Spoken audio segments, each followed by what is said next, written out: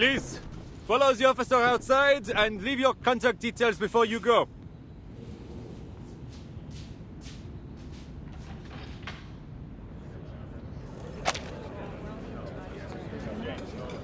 I doubt I'll get any sleep tonight after that sight. I told you we shouldn't have come. Nothing good ever comes of fortune-telling. What could explain all that? Hysteria? A disease, perhaps? It's possible. You know, Fabio and Franco told me their neighbors started ranting about fighting alongside Cardinal Richelieu. Next thing you know, the man's leapt out the window riding a broom. Still in the hospital, I hear. But remember what she said earlier? Maybe what she saw was her own killer. You mean the beasts of Gévaudan?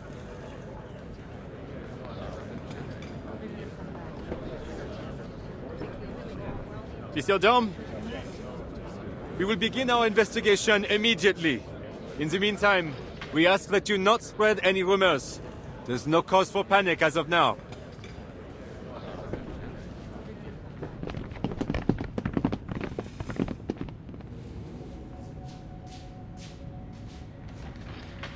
This isn't going to get pinned on me, is it? I didn't even touch her. You'll testify for me, won't you, Felician? Felician?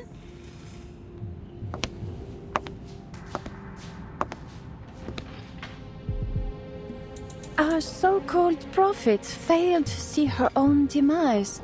Well, if this isn't an interesting twist. What are you doing? Get over here before they scold you for disturbing a crime scene.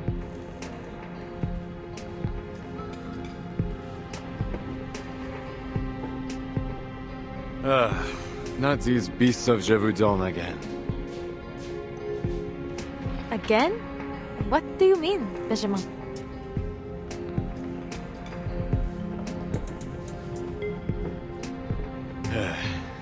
It's just a rumor and a wild one at that.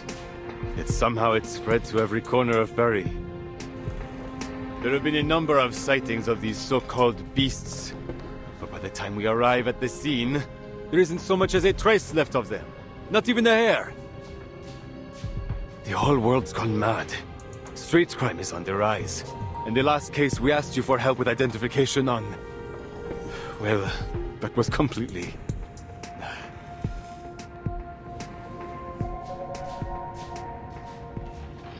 as if we don't have enough to deal with.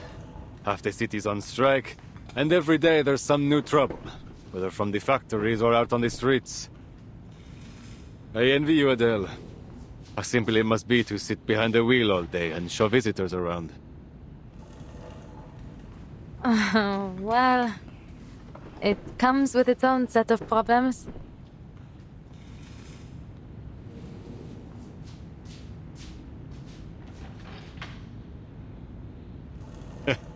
Knew you'd say that.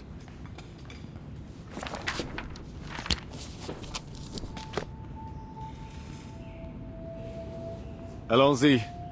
There are some questions we need you to answer. You know how these things go. I trust you know this is strictly procedure. You were the person closest to the victim at the time of death. So please, Adele, answer with care. Allez-y. Ask away, officer.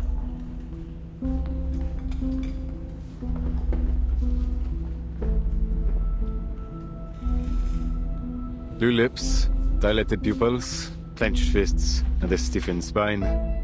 The coroner will have his say, I'm sure, but it looks like extreme shock to me. Extreme shock? But... What were the circumstances of the event? Anything unusual?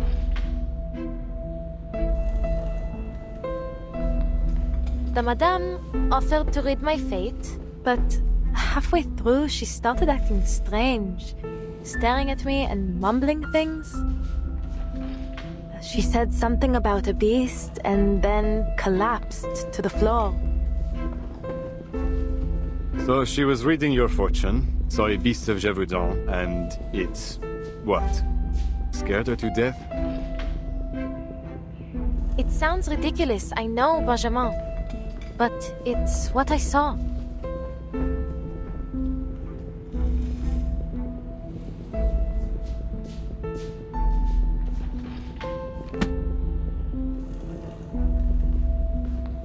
D'accord.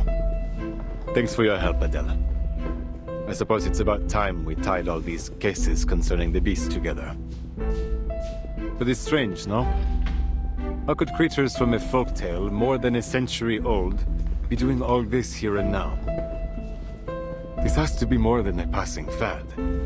Paris, hell, the entire country, has been gripped by all sorts of rumors. The streets are growing more volatile by the day. You're right. There are always people who will try to take advantage of these situations. Like this poor fortune teller.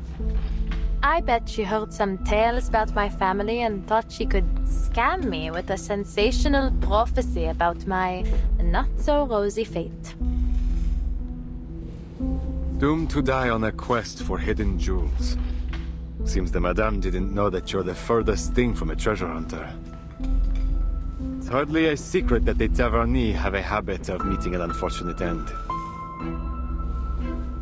Far from it. Which is why I didn't believe her for a moment. The Tavernier curse? Please. It's just a story made up to dramatize the legends of my ancestors.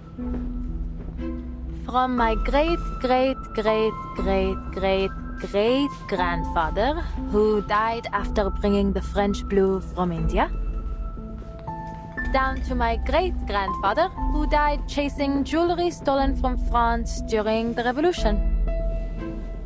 Call it a curse if you like, a mystical power, fate, coincidence, whatever the words. The plain and dull truth is that hunting jewels is a dangerous line of work, no? That it is. While we're on the topic, how are your parents doing?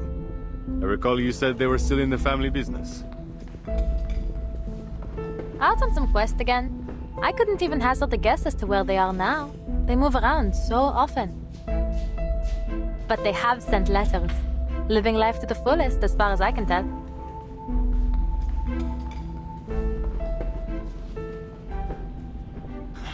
Glad to hear it. Maybe I should envy them instead. Traveling the world like that, much better than being stuck in a police station. And you?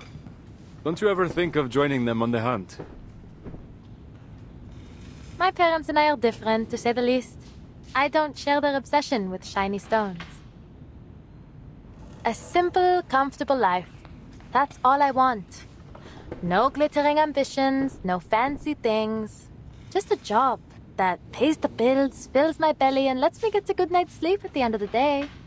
Why anyone would want to think so hard every day is beyond me. In fact, this job was the first thing I saw when I opened the advertisements page. Why not? I thought. Suits me better than treasure seeking ever will. I would expect nothing less.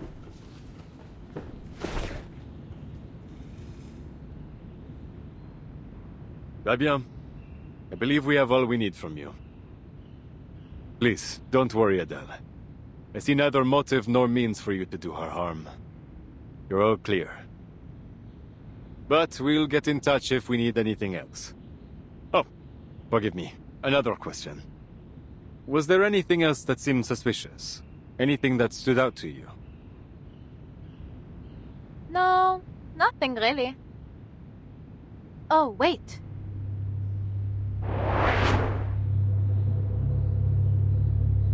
There was a woman. I don't know if she's involved, but there was something odd about her. It happened so fast, but still, while everyone else was too stunned to do anything, she sat there and smiled. She smiled. Do you recall what this woman looked like?